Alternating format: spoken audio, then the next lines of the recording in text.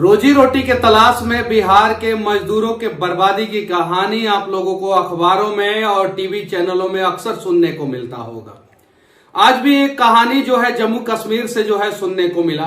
बिहार के पश्चिमी चंपारण के रहने वाले 9 या 10 मजदूर जो है खाई में गिरकर मौत को गले लगा लिए। जानते हैं क्यों? क्योंकि वो चाहते थे कि वो अपने बच्चे को अच्छे स्कूल में पढ़ा सके। वो चाहते थे अपनी बीवी के सारे सपनों को पूरा कर सके। वो चाहते थे कि बूढ़े माँ बाप का सहारा बन सके। इसलिए उन्होंने आसान काम ना चुनते हुए जो है जम्मू कश्मीर में जाके काम करना पसंद किया। और अक्सर जब मजदूरों के मौत की कहानी आती है, इस देश के किसी भी राज्य से आती है, तो बिहारी मजदूर ही क्यों, 90% केस में ऐसा ही होता है। गुजरात के मजदूर के साथ ऐसा क्यों नहीं होता है? तमिलनाडु के मजदूर के साथ ऐसा क्यों नहीं होता है? मध्य प्रदेश महाराष्ट्र के मजदूर के साथ ऐसा क्यों नहीं होता? क्योंकि वहां के मजदूरों ने संघर्ष करके अपनी कहानी को बदल दिया, अपने दशा और दिशा को बदल दिया और वो लोग आगे निकल गए। हम बिहार के लोग बिहार से बाहर मजदूर कहलाते हैं, बिहारी कहलाते हैं और बिहार में आके जातियों में बढ़ जाते हैं। इसलिए अक्सर जो है अखबारों में हम बिहार के मजदूरों की बर्बादी की कहानी पढ़ते हैं और पढ़ने के बावजूद जो है हम थकते नहीं हैं। सहानुभूति प्रकट करूं या गुस्सा दिखाऊं समझ नहीं आ रहा है। मोदी जी ने हालांकि घोषणा कर दिया है 2 लाख रुपया हर एक जान की कीमत लग चुकी है और साथ ही साथ जो लोग घायल है उनकी कीमत जो है 50,000 रुपया लगा हुआ है। बिहार सरकार भी कुछ देगा कि नहीं देगा अभी तक घोषणा नहीं किया हुआ है, लेकिन एक जान की कीमत सिर्फ 2 लाख रुपया, एक पूरे जीवन के त्याग की कीमत सिर्फ 2 लाख रुपया, पूरे बलिदान की कीमत सिर्फ 2 लाख रुपया। ऐसा नहीं है, इसमें मोदी जी की कोई गलती नहीं है। वो इस देश के प्रधानमंत्री है और उन्हें पूरे देश के बारे में सोचना है। इसमें कहीं नहीं तो कहीं हमारी गलती है। हमारे बिहार के मजदूरों की मौत होती है तो कम से कम 25 लाख रुपया सरकार को देना चाहिए, कम से कम। और हाँ, सुरक्षा भी देना चाहिए। आप देखिए, बिहार में अगर कोई पुल पुलिया का काम चल रहा है, वहां पे सबसे रिस्क वाला काम बिहार के मजदूर करते हैं बिना किसी सुरक्षा उपकरण के। बिहार से बाहर अगर कोई रिस्की काम हो रहा है तो उसमें सबसे ज्यादा बिहार के मजदूर काम करते हैं बिना किसी सुरक्षा के, बिना किसी इंश्योरेंस के और बिना किसी लाइफ सिक्योरिटी के। जरा सोचिए, कब तक हमारे बिहार के लोग मरते रहेंगे? कब तक?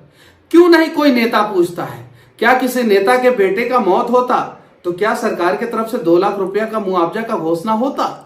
क्या उस नेता के बच्चे का जान का कीमत 2 लाख रुपया लगता? नहीं। एक लड़ाई है गरीब वर्सेस अमीर। अमीर लोग जो है शोषण कर रहे हैं और गरीब जो है वो शोषित हो रहे हैं। और बिहार में ये लड़ाई बहुत लंबी हो चुकी है। बिहार में अमीर और गरीब का खाई जो है वो बहुत बड़ा हो चुका है।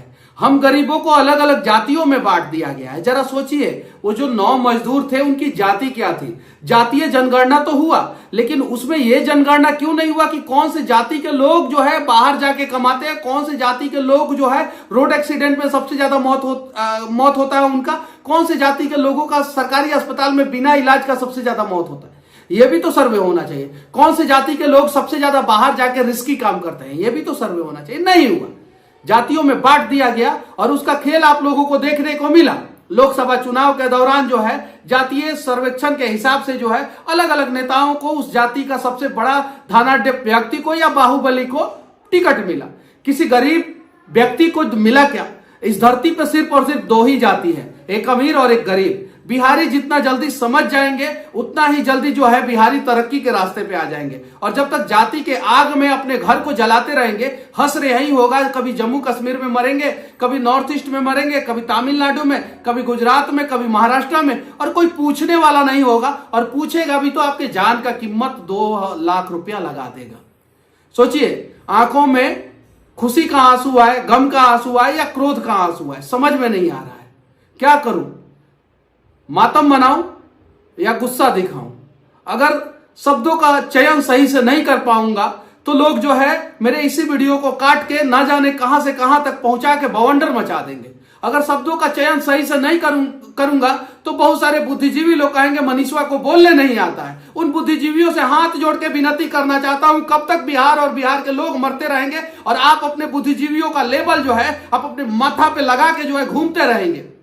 सबसे ज्यादा आईएएस आईपीएस बिहार के, सबसे ज्यादा ब्रिलियंट व्यक्ति बिहार के, सबसे ज्यादा काबिल व्यक्ति बिहार के, और फिर भी सबसे ज्यादा बर्बाद बिहार हो रहा है।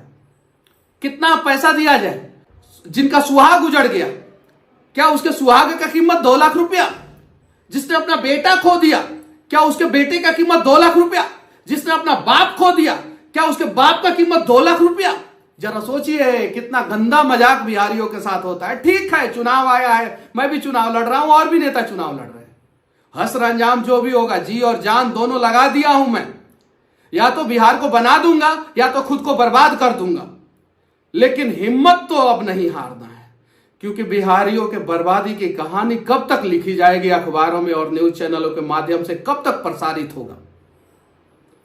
आइए बचा लेते हैं हम अपने बिहार के मजदूरों को, आइए मिलकर बचा लेते हैं हम अपने बिहार के गरीबों को, आइए मिलकर बचा लेते हैं हम अपने बिहार के किसानों को, आइए मिलकर बचा लेते हैं हम अपने बिहार के युवाओं को, आइए मिलकर बचा लेते हैं हम अपनी बिहार की माँ और बहनों को, आइए मिलकर बचा लेते हैं हम अपने बिहार को, ताकि कल फिर कोई ब्रेकिंग न्यूज ये ना हो कि बिहार के 4 मजदूर मरे, 5 मजदूर मरे, 10 मजदूर मरे, और प्रधानमंत्री ने राहत का घोषणा किया, आर्थिक पैकेज का घोषणा किया, और हर एक मजदूर के मौत पे 2 लाख रुपया भारत सरकार के द्वारा दिया जाएगा और घायल मजदूरों को 50,000 रुपया दिया जाएगा। इस दृश्य को बदलने का प्रयास जो है हम सभी को करना होगा। आप हमें मंदबुद्धि समझे, आप मुझे बड़बोला समझे, आप मुझे जो है कोई जानकारी नहीं है इस हिसाब से मुझे ट्रीट करें, आप मुझे बच्चा समझे, आप मुझे नादान समझे, लेकिन आप ये जानते जरूर है कि मनीषवा के सीने में बिहार धड़कता और बिहारियों के लिए लड़ता है।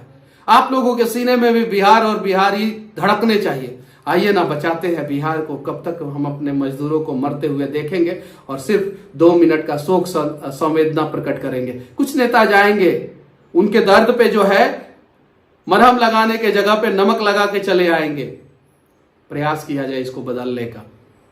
बाकी अगर मेरी बातें थोड़ी भी किसी को बुरी लगी हो तो मैं माफी चाहता हूं, लेकिन आप लोगों से भी विनती करना चाहता हूं कि आइए एक प्रयास किया जाए कि दिल्ली के सदन में बिहारियों का दर्द जो है कोई उठा सके, दिल्ली के सदन में बिहार का मजदूर की आवाज कोई बन सके। प्रयास किया जाए, और जितने भी मजदूर अपने परिवार की सुरक्षा, अपने परिवार को आगे बढ़ाने के लिए, अपने माता पिता का इलाज कराने के लिए, अपने बीवी के सपनों को पूरा करने के लिए, अपने बच्चों को पढ़ाने के लिए बाहर जाके जान जोखिम में डाल के कमाने का प्रयास कर रहे हैं, उन मजदूरों को तहे दिल से धन्यवाद।